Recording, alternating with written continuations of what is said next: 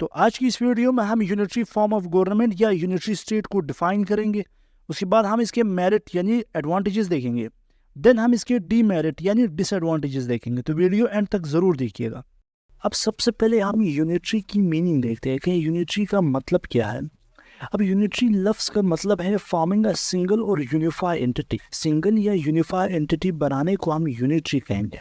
देखिए, अगर state level पर हम इसको डिफाइन करें, यूनिटरी स्टेट कौन से होंगे? देखिए, यूनिटरी स्टेट वो स्टेट होंगे जहाँ पर गवर्नमेंटल अथॉरिटी और पावर कंसंट्रेटेड हो। कहाँ पे? सेंटर पे। यानी सेंटर को ही सारा पावर दिया जाए। गवर्नमेंटल अथॉरिटी और पावर किसके पास होगी? सेंटर के पास होगी।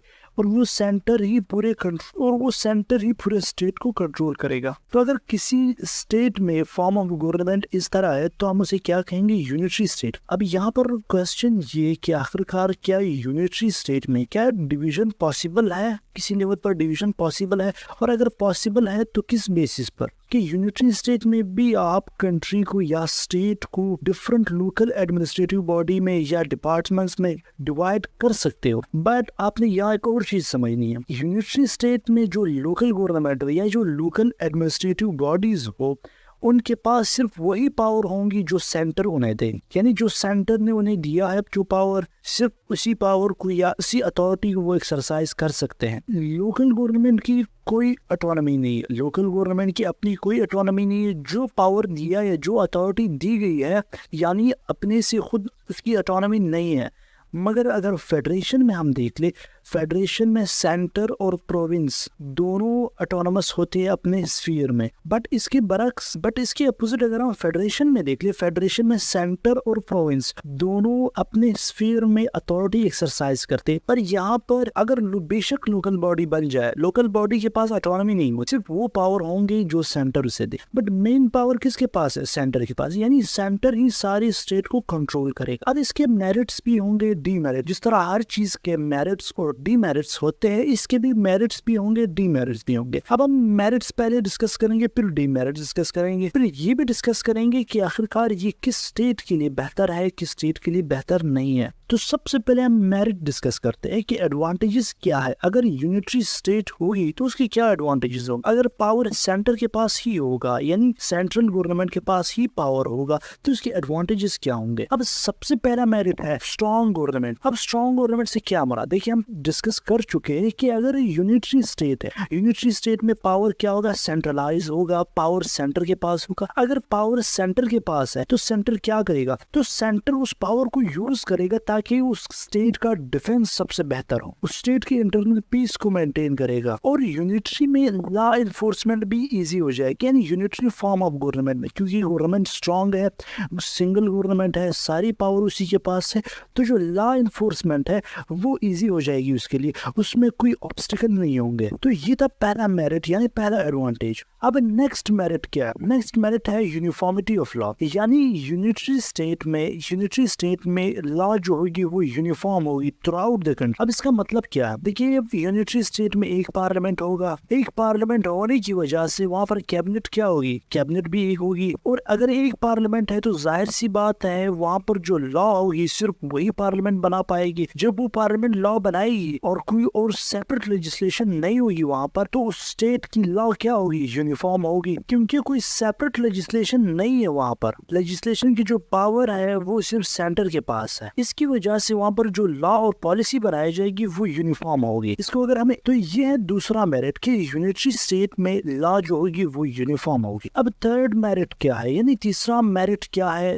एडवांटेज क्या है यूनिटरी स्टेट का? तो थर्ड है कि लेस एक्सपेंसिव। ये लेस एक्सपेंसिव का क्या मतलब है? ये भी, अब ये पॉइंट भी लास्ट पॉइंट से कनेक्टेड है। लेस एक्सपेंसिव का मतलब है कि वहां पर एक पार्लियामेंट होगी। अगर एक पार्लियामेंट है तो एक कैबिनेट भी होगी। एक कैबिनेट और एक पार्लियामेंट होने की वजह से जो एक्सपेंस है वो कम है अगर हम इसको कंपेयर कर ले फेडरल फॉर्म ऑफ गवर्नमेंट के साथ। क्योंकि फेडरल में ज्यादा डिवीजन होती है, वहां पर सेंटर और प्रोविंस अलग होते हैं, तो सेंटर के अलग एक्सपेंसेस होते हैं, प्रोविंस के अलग एक्सपेंसेस होते हैं। यहाँ पर सिर्फ सेंटर है, तो जो सेंटर के एक्सपेंसेस है सिर्फ वही है। प्रोविंस या लोकल एडमिनिस्ट्रेशन के लेजिस्लेशन के एक्सपेंसेस नहीं होते, तरह फेडरल में होता है। तो ये form of government less expensive है एज कम्पेयर टू फेडरल। अब एफिशिएंट, नेक्स्ट जो मेरिट है वो है एफिशिएंट एडमिनिस्ट्रेशन। एफिशिएंट एडमिनिस्ट्रेशन का क्या मतलब है? देखिए यहाँ पर एक मेन पॉइंट है। मेन पॉइंट ये है कि यूनिटरी स्टेट में सेंटर और प्रोविंस का कॉन्फ्लिक्ट नहीं होता, यानी सेंटर और प्रोविंस का कॉन्फ्लिक्ट नहीं होता है, क्योंकि सिर्फ पावर सारी सेंटर के पास है। तो जब कॉन्फ्लिक्ट नहीं होता तो वहाँ की जो एडमिनिस्ट्रेशन है वो एफिशिएंट होती है। वहाँ की एडमिनिस्ट्रेशन जब कोई डिसीजन मेकिंग करती है उसमें कोई डिले नहीं होता। डिले इसलिए नहीं होता क्योंकि फेडरल की तरह, क्योंकि फेडरल में आपने प्रोविंस से भी पूछना होगा। अगर कोई भी डिसीजन मेकिंग आप कर रहे हैं, अगर सेंटर कोई भी डिसीजन मेकिंग कर रहा है तो उसमें प्रोविंस को भी इन्वॉल्व करेगा, बट यहाँ पर सेंटर ही सारा डिसीजन मेकिंग कर रहा है, की वजह से एफिशिएंट एडमिनिस्ट्रेशन होती है, क्योंकि कोई ऑब्स्टिकल्स नहीं होते, कोई रुकावट नहीं होती इसमें दरमियान में, और कोई सेंटर और प्रोविंस का कोई कॉन्फ्लिक्ट नहीं होता इसमें। अगर आप इस चैनल पर नए हैं तो इस चैनल को सब्सक्राइब कीजिए, और अगर आपको ये वीडियो पसंद आई हो तो वीडियो को लाइक और शेयर और कमेंट करना मत भूलिएगा। अब नेक्स्ट मेरिट क्या है? नेक्स्ट मेरिट है प्रॉम्प्ट डिसीजन। प्रॉम्प्ट डिसीजन से मुराद कि यूनिटरी स्टेट में डिसीजन मेकिंग की पावर किसके पास है? सेंटर के पास है। जब डिसीजन मेकिंग की पावर सेंटर के पास होगी तो सेंटर जो डिसीजन करेगा उसी डिसीजन को फॉलो किया जाए, यानी डिसीजन मेकिंग प्रोसेस फास्ट हो जाएगी, इसमें कोई डिले नहीं होंगे जिस तरह फेडरल फॉर्म में होते हैं। इनके सेंटर ने जो डिसीजन किया उसी डिसीजन को फास्टली फॉलो किया जाएगा और इम्प्लीमेंट किया जाएगा।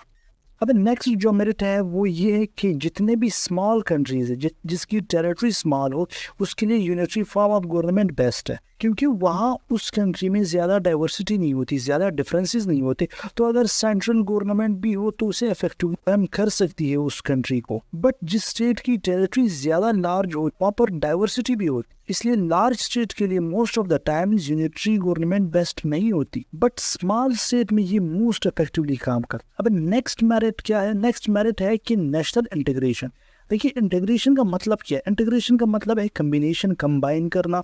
अगर यूनिटरी गवर्नमेंट है तो जो डिफरेंसेस है, रीजनल जो डिफरेंसेस है वो कम से कम होंगे, और जो लॉ होगी वो सबके लिए सेम होगी, वो कॉमन लॉ होगी, तो जिसकी वजह से नेशनल इंटीग्रेशन और बढ़ेगी। तो ये भी एक मेरिट है यूनिटरी स्टेट्स। नेक्स्ट हम देखते हैं कि एक और मेरिट है यूनिटरी गवर्नमेंट का, वो है मोर फ्लेक्सिबल। अब मोर फ्लेक्सिबल किस तरह है? देखिए यूनिटरी गवर्नमेंट में जो कॉन्स्टिट्यूशन है वो रिजिड नहीं है, वो इस तरह रिजिड नहीं है जिस तरह फेडरल गवर्नमेंट, यानी वो फिक्स्ड नहीं है, उसको आप जनरली अमेंडमेंट कर सकते हो कॉन्स्टिट्यूशन में। मगर जो फेडरल गवर्नमेंट में वहाँ पर कॉन्स्टिट्यूशन रिजिड है। रिजिड मीन्स आप उसमें अमेंडमेंट जनरली नहीं कर सकती, यानी यूनिटरी स्टेट में जो कॉन्स्टिट्यूशन है रिजिड नहीं होता, जिसकी वजह से आप कॉन्स्टिट्यूशन में जनरली अमेंडमेंट्स कर सकते हो और इससे डिसीजन मेकिंग फास्ट हो जाती है। तो ये थे सारे मेरिट्स किसके? यूनिटरी गवर्नमेंट के। अब हम इसके डीमेरिट भी डिस्कस करेंगे। मेरिट डिस्कस किया, अब डीमेरिट डिस्कस करेंगे। अब सबसे पहला डीमेरिट किसका? यूनिटरी गवर्नमेंट का सबसे पहला डीमेरिट वो है रिस्क ऑफ डेस्पोटिज्म। अब डेस्पोटिज्म है क्या? डेस्पोटिज्म का मतलब है कि एक सिंगल एंटिटी जिसके पास एब्सोल्यूट पावर हो वो रूल करे। यहाँ यूनिटरी गवर्नमेंट में आप देख लीजिए, यूनिटरी गवर्नमेंट में सेंटर के पास क्या है? पावर सेंट्रलाइज्ड है, सारा पावर सेंटर के पास है। तो जब पावर सारा सेंटर के पास होगा और लोकल एडमिनिस्ट्रेशन के पास ऑटोनॉमी नहीं होगी, तो यहाँ पर रिस्क क्या आ जाता है? रिस्क ये है कि ये सेंट्रल गवर्नमेंट पावर को मिसयूज कर सकती और डिस्पोटिक बन सकती है। सेंट्रल गवर्नमेंट पावर को अगर मिसयूज करेगी और डिस्पोटिक बनेगी तो यूनिटरी गवर्नमेंट में कॉन्फ्लिक्ट्स इमर्ज होंगे इस मिसयूज ऑफ पावर की वजह से। तो ये सबसे पहला डीमेरिट है यूनिटरी गवर्नमेंट का। नेक्स्ट जो डीमेरिट है कि लोकल जो इश्यूज है उन पर रिस्पांस स्लो होता है। वो क्यों? अब रीजन जानेंगे कि आखिरकार क्यों।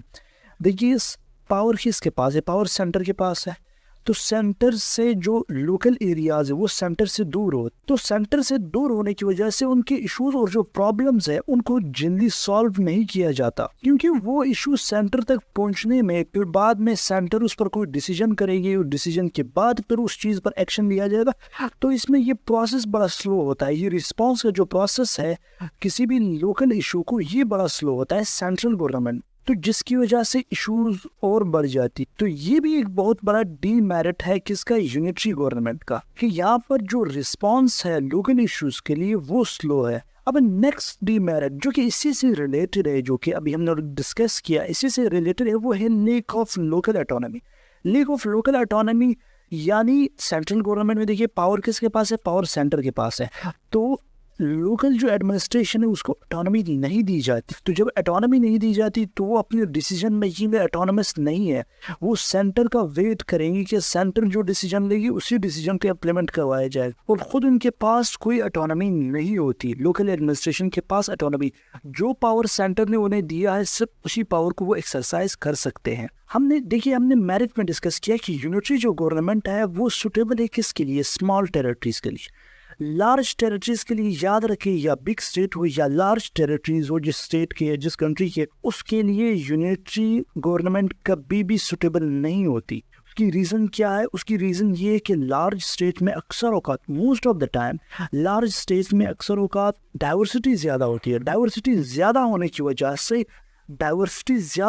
वजह से अगर आप पावर को सेंट्रलाइज करोगे तो एज अ रिजल्ट माइनॉरिटी ये राइट सप्रेस होंगे। इसके हम एग्जाम्पल भी देख सकते हैं कि यूनाइटेड स्टेट ऑफ अमेरिका जो कि एक लार्ज टेरिटरी है, यूनाइटेड स्टेट ऑफ अमेरिका की टेरिटरी जो है वो बहुत लार्ज, और लार्ज टेरिटरी होने की वजह से अगर वहाँ पर यूनिटरी फॉर्म ऑफ गवर्नमेंट ले आई जाए, वहाँ की जो डाइवर्सिटी है वो तबाह हो सकती है। वहाँ की जो डाइवर्सिटी है उसके लिए बहुत इशू होंगे अगर यूनिटरी फॉर्म ऑफ गवर्नमेंट। इसी तरह आप यही इंडिया के केस में देख सकते हैं कि इंडिया में भी यही डाइवर्सिटी वहाँ पर भी ज़्यादा है।